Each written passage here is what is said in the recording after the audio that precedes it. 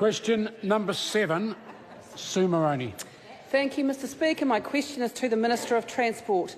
Does he stand by his decision not to order an inquiry into the treatment of Ministry of Transport whistleblowers who were made redundant in a restructuring influenced by convicted fraudster Joanne Harrison when I asked him to do so on March 16, 2017? The Honourable Simon I have never made a decision not to order an inquiry into the treatment of Ministry of Transport whistleblowers. I've made clear a number of times, I think in Parliament and publicly, that the moment I was advised of the fraud of Joanne Harrison, it was a matter that I expected the then Chief Executive and the next one following that of the Ministry of Transport to treat with the utmost seriousness. And I sought and received assurances that both the SFO and the SSC were involved in also treating this with every bit of seriousness it deserved.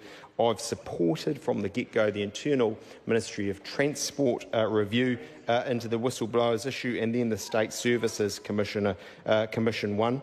And I note there have been a number of other independent reviews and, of course, the SFO investigation, which I've also fully supported. Point of order. Point of order, Sue Moroney. Mr Speaker, that primary question was on notice and it was validated by your office because I supplied, well, he's saying your office is wrong, but I supplied... Can I just have the point of order, please? I supplied to your office... Order, I want the point of order. So the point of order is that the Minister claimed that the supposition in the question is wrong. It's been validated by your office. Order. The Minister is responsible for his answer. I've listened very carefully to the question that was read and to the answer that was subsequently given. The question's been addressed. If the member feels that any way misrepresentation has occurred, then there's an appropriate course of action. But it's not in regard raising points of order like that in this House. Further supplementary? Supplementary question. Supplementary question, Sue Moroney. Well, why did he tell Parliament on March the 16th that, quote, "What is now clear is that the person in question was not involved in the decision-making in the restructure," end quote, when the independent investigation conducted by the State Services Commission found that Joanne Harrison was involved and the staff were disadvantaged as a result? The Honourable Simon Bridges. I think what's really clear is that the member has asked me whether or not I have made a decision in relation to an inquiry of MOT whistleblowers. I have never done that. I've always made clear that I want the Ministry of Transport to operationally deal with these matters, and I expect them to take them with the utmost seriousness. In relation to the matter that the member raised, I think she should be careful in terms of what the SSC investigation in fact found.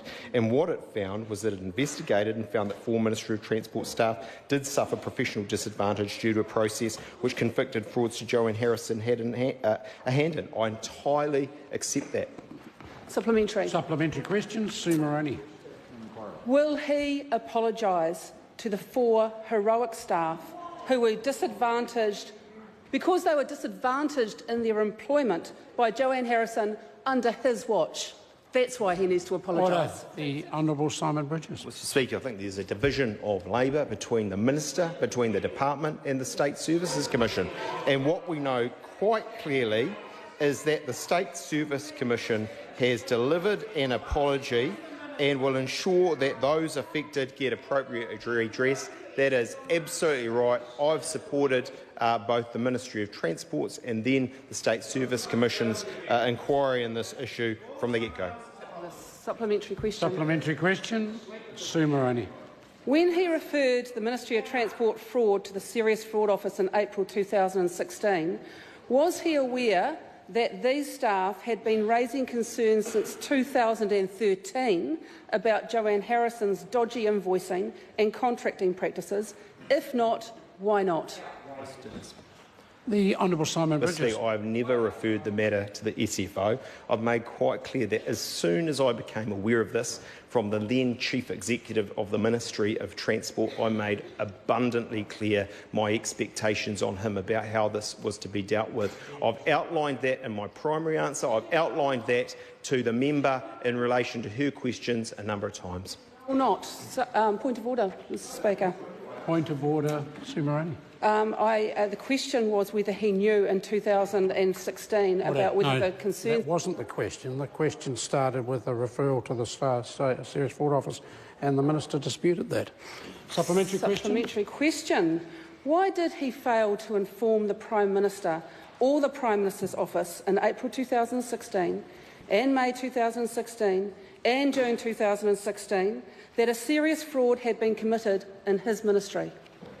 The Honourable Simon Bridges. Because, Mr Speaker, I placed my expectations in relation to this on both the Ministry of Transport and the State Services Commission. I satisfied myself that an SFO inquiry investigation was going on at the time. It doesn't get more serious than that, and that the State Services Commission was fully involved in matters. Question number 8, Maureen Pugh. Thank you, Mr Speaker.